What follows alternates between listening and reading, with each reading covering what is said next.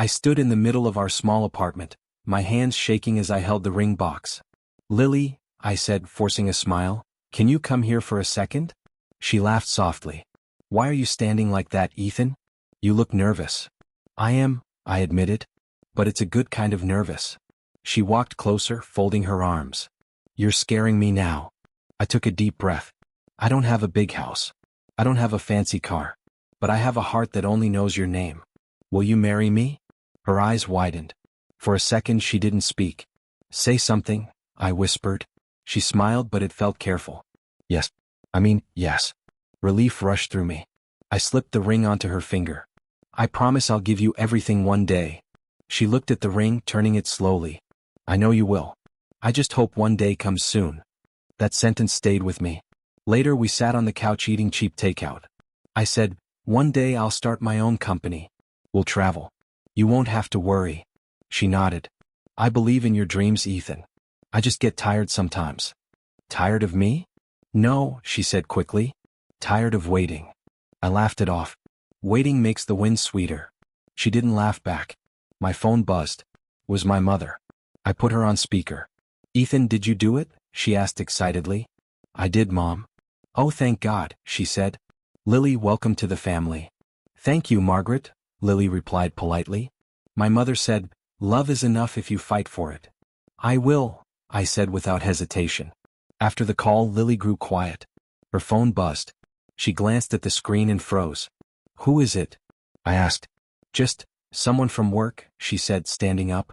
"I need to take this." She stepped onto the balcony and closed the door. I watched her through the glass. Her smile vanished. She turned her back to me. Her shoulders stiffened. "Daniel called me then." "So," he said.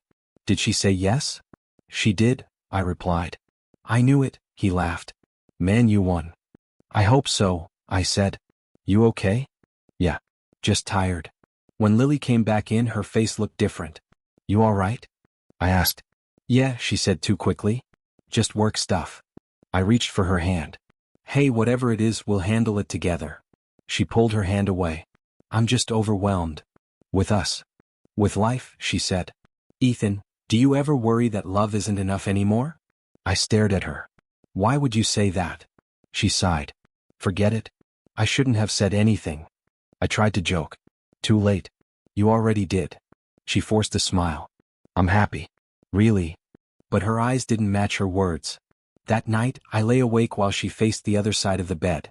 "Lily," I whispered. "Yes." "Promise me something." "What?" "If you ever feel unsure, you tell me. Don't leave me guessing." She hesitated. "Okay." I wanted to believe her. As I stared at the ceiling, a strange fear settled in my chest. I had finally put a ring on her finger, yet something invisible had slipped between us. I didn't know what that call was about or who had made it, but deep down I felt it. Something had already started to pull her away, and no matter how tightly I held on, my world was quietly beginning to change. I knew something was wrong the moment Lily said, "We need to talk," without looking at me. I tried to smile. "That sounds serious." "It is," she replied. "Sit down." I sat across from her at the small table. "What's going on?" She folded her hands.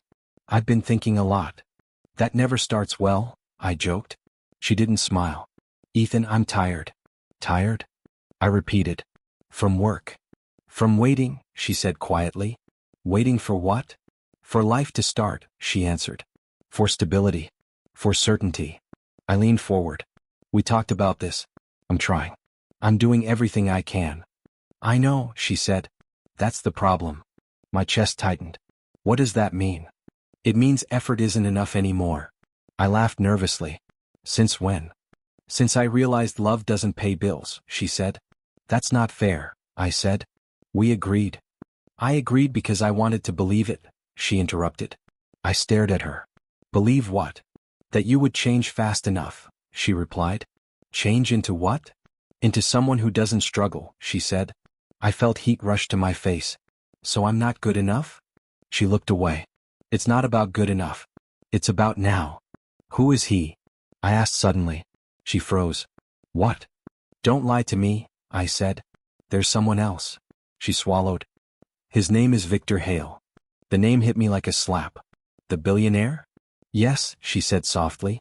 I laughed again, but this time it sounded broken. You're kidding. I'm not, she said. So this is a joke, I said. You leave me for money. I'm not leaving you for money, she argued. I'm choosing security. Say it again, I said. Slowly. She met my eyes. He can give me everything instantly. And I can't, I said. She didn't answer. I stood up. So all those nights, all those promises, what were they? They were real, she said. But reality changed. No, I said. You changed. She reached for her ring. Don't, I warned. She slid it off slowly.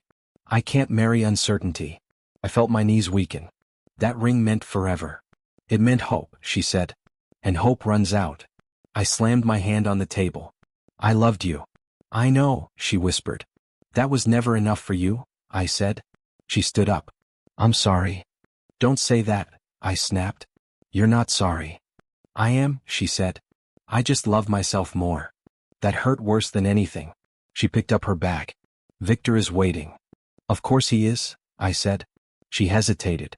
Ethan, please understand. Understand what? I asked. That my worth has a price? She didn't answer. As she walked to the door, I said, was I ever more than a phase? She stopped. You were my safest dream. And he's your reality, I said. Yes, she replied. The door closed behind her. I stood there, staring at the empty space where she had been. My phone buzzed. It was Daniel. I ignored it.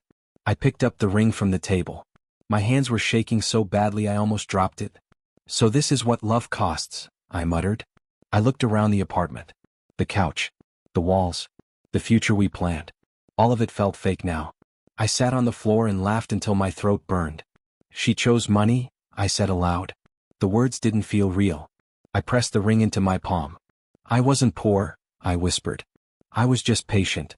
Silence answered me. That was the moment I understood something important. Love hadn't failed me. I had simply been priced out of it. The woman who promised forever had traded it for instant comfort, and I was left holding a ring that no longer meant anything. My world didn't explode that day. It collapsed quietly, piece by piece, until there was nothing left but me, my pride in ruins, and the sound of a door closing that would echo in my head for a long time. It's been months since Lily left. Every morning I wake up, the emptiness hits first. My phone buzzes. Another notification from her social media. She's smiling in some glossy photo, wearing expensive jewelry, standing next to Victor Hale. I close the app, but the image burns in my mind. Ethan, you okay? Daniel's voice cuts through my haze. I'm fine, I mutter, not looking up from my coffee. You don't sound fine. I said I'm fine, I snap, then immediately regret it. He sighs. You've been staring at her pictures again, haven't you? I shrug. I just can't help it. She's everywhere.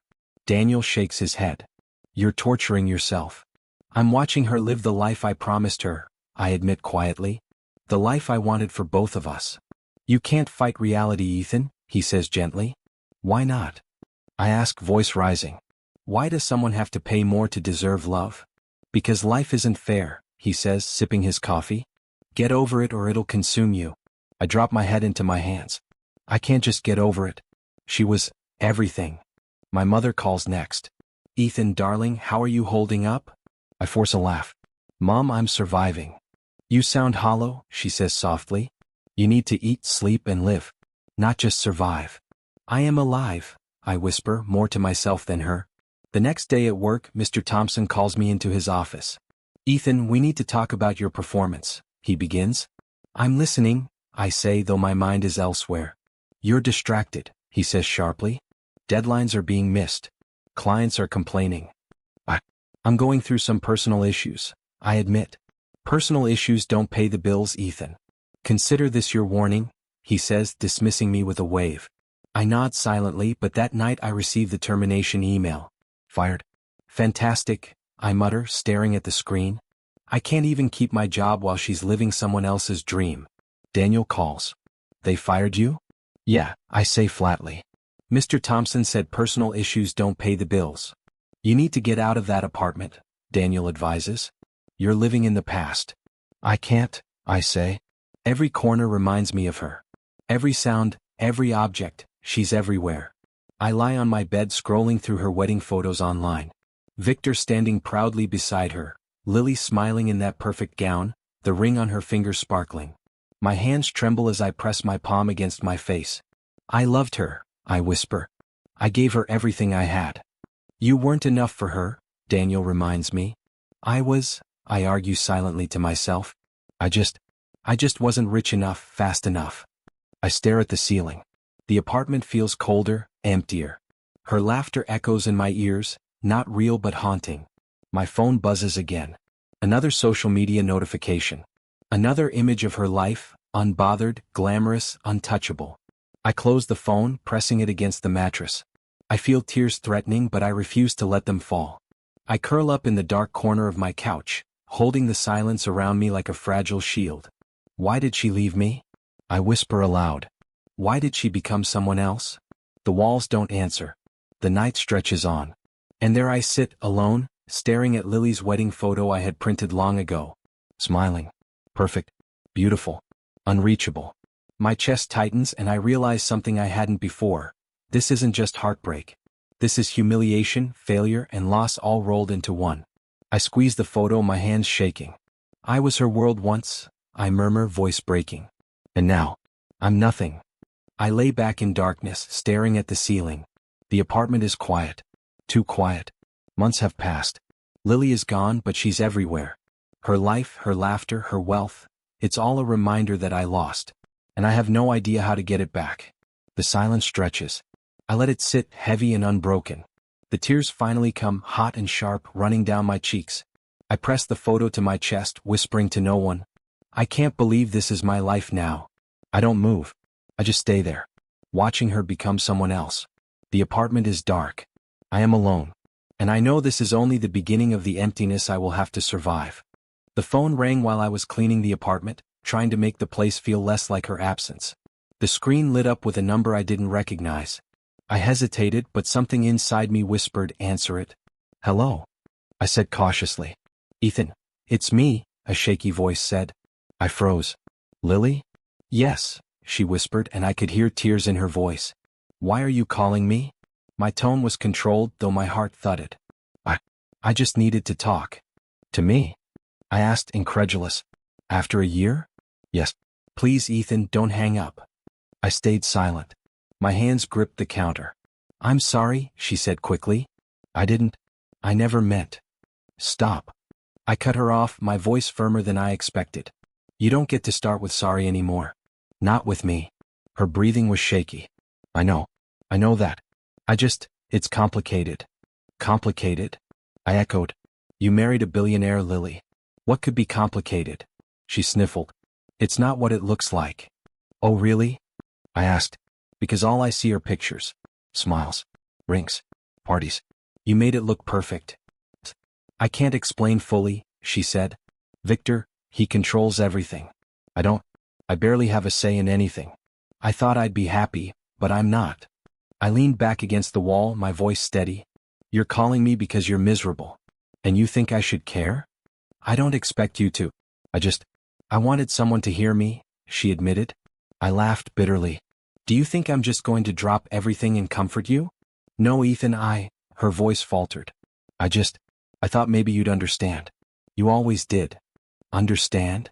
I asked. "I understand betrayal, Lily. I understand heartbreak. I understand being abandoned. I understand that you traded love for luxury and lost it anyway." "I didn't mean to hurt you," she cried. "I thought I was making the right choice." "You made the choice that benefited you. And it did for a time," I said coldly. "I'm not responsible for your regrets." "I'm lonely, Ethan," she whispered. "I didn't realize. I thought Victor would be enough, but he isn't." "And you think me answering this call will change that?" "I just needed to tell someone," she said softly. "Well, you told me," I said. "But that doesn't mean I'm here for you." "Ethan, please." "No," I said firmly. "I'm not your safety net. I'm not your emotional crutch. You made your choices. I made mine. And mine doesn't include fixing the consequences of yours." There was silence on the line. Then a shaky, small, I understand." "I hope you do," I replied. "I really do." She sniffled and I could hear her sobs. "I never wanted it to be like this." "Neither did I said softly, almost against my own will. "But it is. And I'm done being the person you rely on to feel human again. I, I just... I ended the call before she could say more. My hand shook as I set the phone down. I took a deep breath, forcing calm into my chest. For the first time in a long while, I felt the balance shift. She had reached out, expecting comfort, and I hadn't given it. For the first time, I held the power. I walked to the window and stared out, letting the night swallow my thoughts. The city lights flickered below, indifferent. And so was I now. I would not be pulled back into her chaos. Not this time. I felt an unfamiliar weight lift from my shoulders. And for the first time in a year, I felt like I was moving forward. The call had come. The truth had been spoken. And I had survived it without bending. I smiled faintly, letting the darkness of the apartment wrap around me. I was free. I was no longer hers to manipulate. And I would never be again. I woke up to silence, the kind that made me feel both empty and relieved. My phone buzzed again. Another missed call from Lily. I stared at it and pressed ignore. 1 year of heartbreak hadn't made it easier, it had made it obvious. I wasn't hers to lean on anymore. Daniel called shortly after. "Ethan, you awake?" "Yeah," I said, voice tight. "You okay?" "I'm getting there," I admitted. "Good," he said. "I found something for you. A position at Stratton Consulting. You start Monday if you want." I frowned. "Are you sure they'll take me? I was out of work for months." "You'll do fine. Just show them the man I know, not the one staring at pictures online," he joked. I laughed despite myself. "Thanks, Daniel. I don't know what I'd do without you." "You'd be fine eventually, but I like to think I speed things up," he replied.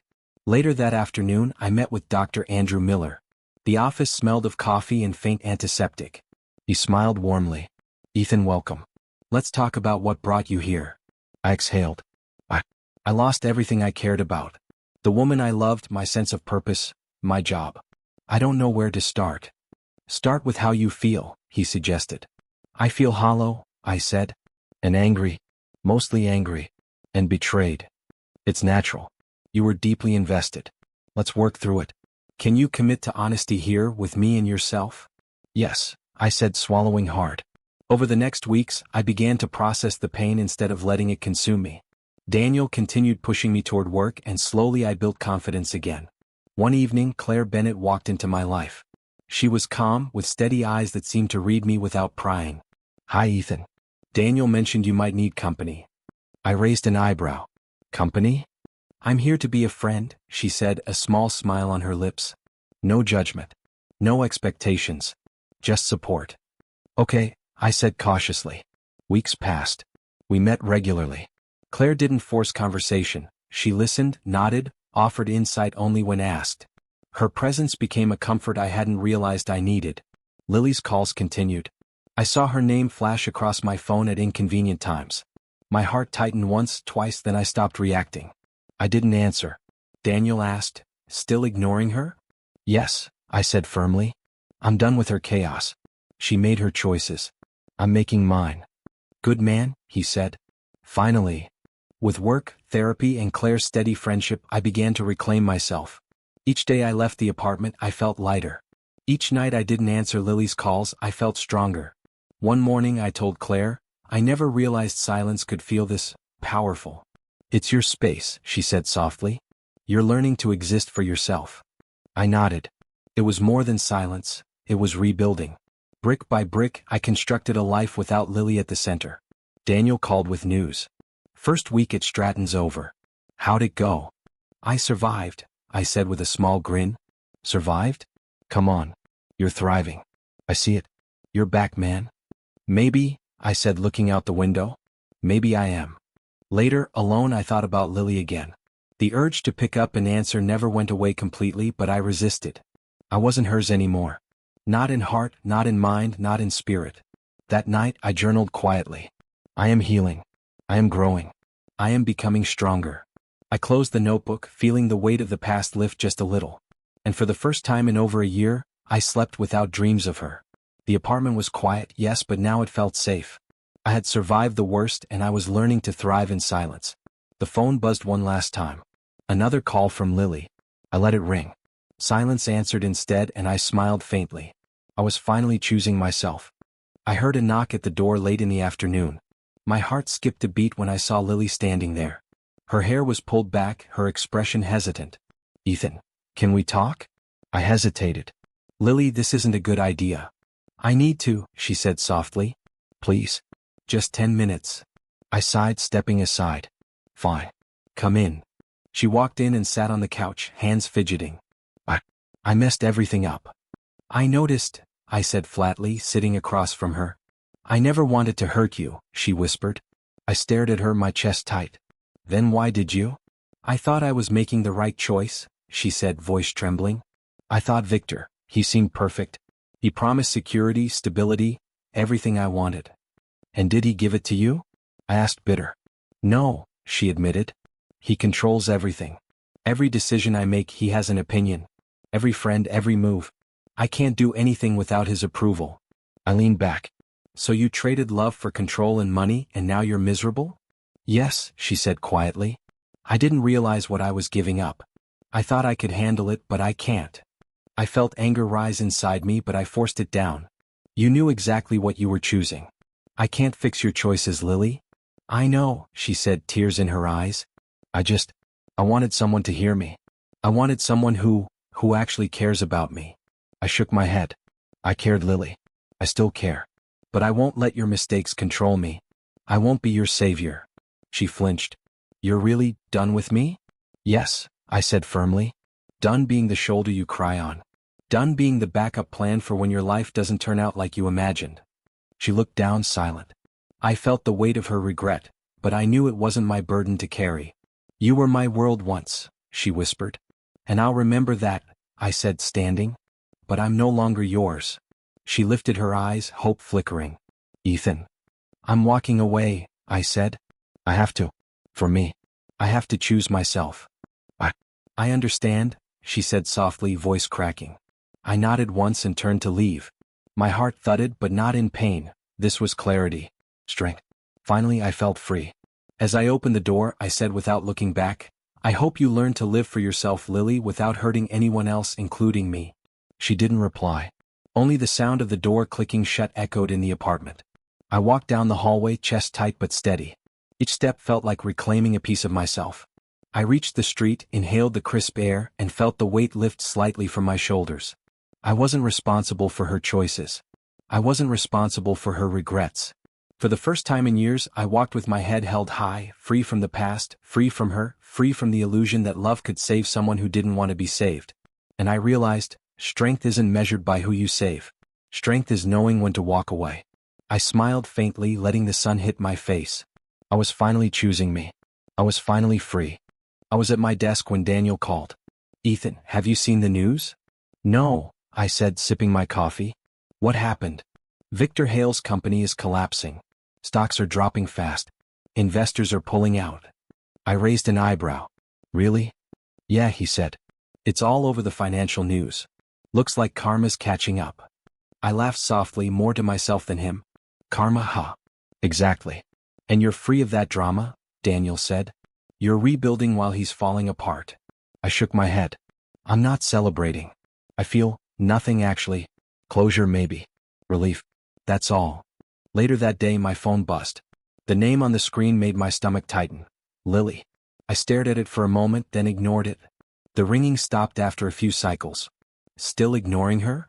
Daniel asked when he walked in. Yes, I said. I've learned my lesson. I can't be the safety net for her mistakes anymore. He nodded. Good. You've grown, Ethan. You see it, right? I do, I admitted. It's strange feeling this calm after everything. I thought I'd never get here. Weeks passed. Lily's calls became desperate messages. I didn't reply. I didn't want to. Victor left her? Daniel asked one day. Yes, I said. Divorce finalized. She lost the house, the car, the company perks. Everything. Daniel whistled. Harsh. I don't care about that, I said. I care that I'm not involved. That's the important part. At work, things were different. Stratton Consulting gave me opportunities one never imagined. I worked late, stayed focused, and felt the satisfaction of real achievement. Ethan, you're on fire, Daniel said. Clients are praising you. Promotions could be next. I smiled faintly. Feels good. Feels right. One evening, Claire came by. You've changed, she said softly. I feel different, I admitted. Less anger. Less obsession. More of me. You earned it, she said. Lily called again that night. I stared at the screen. My heart beat faster than I expected. Then I pressed ignore. Daniel shook his head. Strong man. I'm done, I said simply. I sat back, feeling the weight lift. Years of pain and heartbreak no longer chained me. The next day, a news alert flashed. Victor's empire shrank by 40% in 1 week. I read it silently. No gloating, no joy. Just observation. Justice was taking its course without my interference. I thought of Lily. The girl who once said I wasn't enough. The girl who chose money over love. I felt nothing but a calm satisfaction. Life was balancing itself. At the office, I finished a project ahead of schedule. Daniel clapped me on the shoulder. See? You're thriving. I am, I said quietly. Later that evening I walked home. The city lights reflected on wet pavement. I breathed in deeply. Freedom, peace, and my own strength filled me. No one owed me closure. No one owed me revenge. And yet, I had both, simply by living well, staying true, and not letting bitterness control me. Claire called. Dinner tomorrow? I'd like that, I said. I feel ready to enjoy life again. At home, I looked at the skyline and thought of Lily and Victor. Their chaos would unfold without my hands. And for the first time in years, I felt no emptiness. The phone buzzed again. Another call from Lily. I smiled faintly, pressed ignore, and placed it on the table. This time, the silence wasn't heavy. It was mine. I poured myself a glass of water, took a deep breath, and let the calm wash over me. Life was finally my own. Karma didn't need my help. I had my peace. I woke up to sunlight spilling across my apartment, warm and golden. I took a deep breath, noticing for the first time in years how calm I felt. No ringing phones, no missed calls, no reminders of what I lost. Just silence, and it felt like home. Claire walked in with 2 mugs of coffee. Morning, she said softly, smiling. Morning, I replied. You're up early, she observed. I guess I'm reflective, I said, taking the mug she handed me. Thinking about everything that's happened. Everything? She asked, tilting her head. I nodded. The heartbreak, the betrayal, the months I spent watching her live a life I wanted for us, and everything after. You've come a long way, she said gently. I have, I admitted. I never thought I could feel like this again, calm, strong, in control. Ethan, she said, you've healed? That's why you're here talking to me like this. I smiled faintly. I realized something important. I can forgive her without taking her back. I don't have to carry that pain anymore. Lily? She asked. Yes, I said. She called again recently. I let it ring. I've let all those calls go unanswered for months now. I finally realized my worth isn't tied to her choices or her regrets. Claire reached for my hand. You're free. I am, I said, feeling the truth settle deep inside me. Free to live my life without guilt, without anger, without obsession. We sat together, coffee in hand, enjoying the quiet. I never thought I'd get here, I confessed. I thought heartbreak would follow me forever. I thought I'd always feel small, weak, like I'd been discarded. You were never weak, Claire said. You just didn't see your own strength. I see it now, I said. The man I was before her, the man I became after, they're connected. Pain forced me to grow, to fight for myself, to build something real. And you did, she said. Yes, I whispered. I took my life back. My career is on track. My relationships are meaningful. I have friends who support me. And I have you. She smiled warmly. And I have you. For the first time in years, I didn't feel hollow when I thought of the past. I didn't feel anger when I remembered betrayal. I felt perspective. I understood that my journey wasn't just about surviving heartbreak. It was about becoming someone who could thrive in spite of it. I looked out the window at the city below. I had walked through darkness, through disappointment, through loss. And now I stood on solid ground, stronger than ever. Ethan, Claire said softly, you've changed, but not in the way that hurts others. You've changed in a way that's admirable. I think I finally understand what it means to be a man, I said, voice steady. To be patient, to be honest with myself, to set boundaries, and to choose who I want to be instead of letting the past define me. She squeezed my hand. You've become the man you were always meant to be. I nodded. And I don't need her approval, her calls, or her regret to validate it. I am enough for myself. We sat in silence for a while, letting the moment sink in. The city hummed outside, indifferent, but inside, everything felt right. I think I'm ready, I said finally, to move forward without looking back. Good, Claire said, smiling. I looked at her and felt the warmth of trust, of companionship, of a love that didn't demand anything I couldn't give. And I knew I was ready to build a future that belonged entirely to me. No regrets. No resentment. Just quiet victory. I had survived heartbreak, betrayal, and loss, and emerged stronger, calmer, and unshakably myself. I was finally the man I had always wanted to be. And this time I would protect it. I held Claire's hand and smiled. The past was behind me. The future was mine. And I was ready.